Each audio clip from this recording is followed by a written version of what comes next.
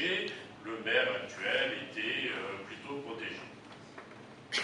Libre à eux, libre à eux.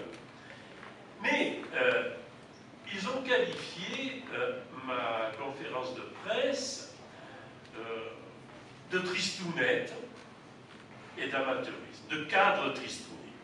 Alors je vais vous dire une chose, cette conférence de presse, je l'ai faite au cercle du 24 février. Et le cercle du 24 février, pour moi, c'est pas un lieu tristouné.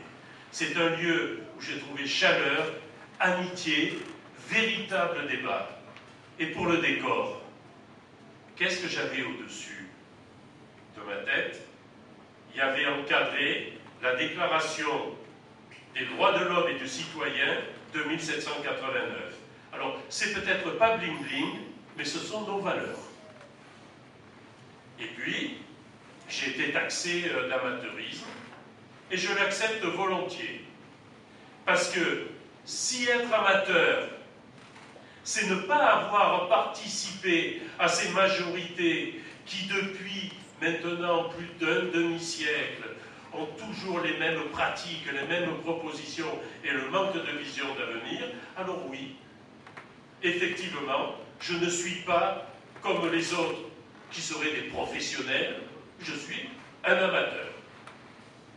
Mais je crois qu'il était utile et important pour moi de faire cette mise au point, mais nous sommes là pour parler de l'avenir.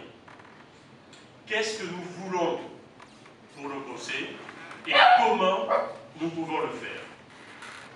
Alors, vous voyez, on va écouter et agir. Ça, c'est une petite musique qui reviendra dans toute notre campagne, dans tous nos documents. Alors, pourquoi écouter et agir? Ben parce que les Bossétans ne sont pas écoutés, ou pire, pas entendus. Et je me réfère à la consultation populaire qu'il y a eu au sujet de Sud-Sainte-Bonne, et où les Bossétans, à plus de 94%, se sont prononcés pour rester dans Sud-Sainte-Bonne et pour ne pas rentrer dans la métropole toulonnaise.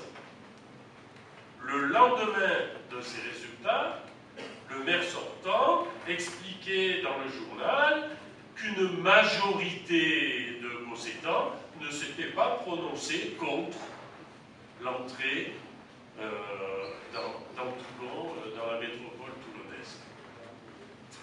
Alors cet épisode, ça m'amène à faire devant vous le premier de nos engagements.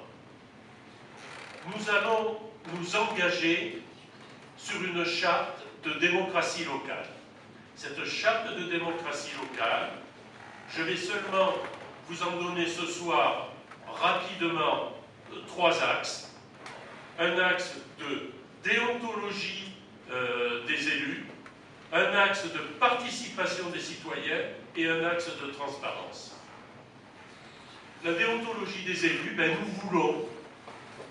nous ferons, si les Bossétans nous donnent leur confiance, les élus donneront leurs activités professionnelles et ainsi que les activités associatives qui pourraient éventuellement rentrer en conflit avec leur travail d'élu. Nous ne voulons pas que se reproduise ce qui s'est produit à la grande honte du Bossé il y a une vingtaine d'années, qui s'est terminé devant les tribunaux.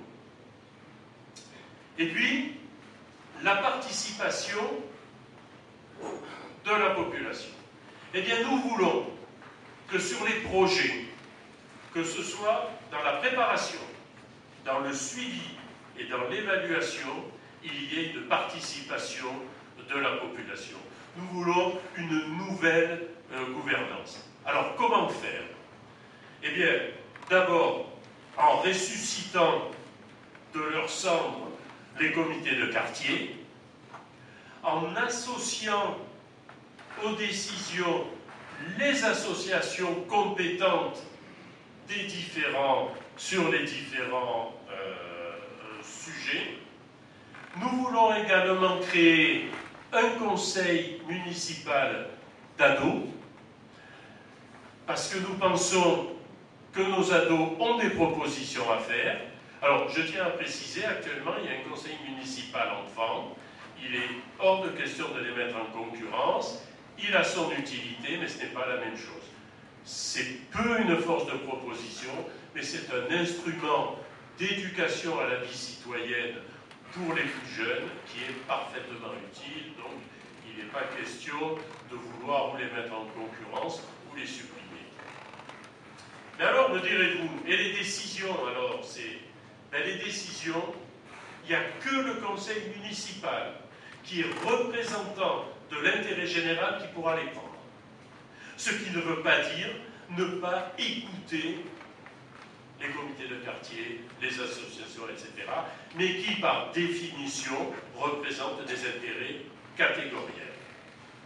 Et puis, s'il y a une décision importante, structurante, qui n'est pas prévue au programme et qui doit être prise pour la commune, alors nous recourrons à la consultation populaire.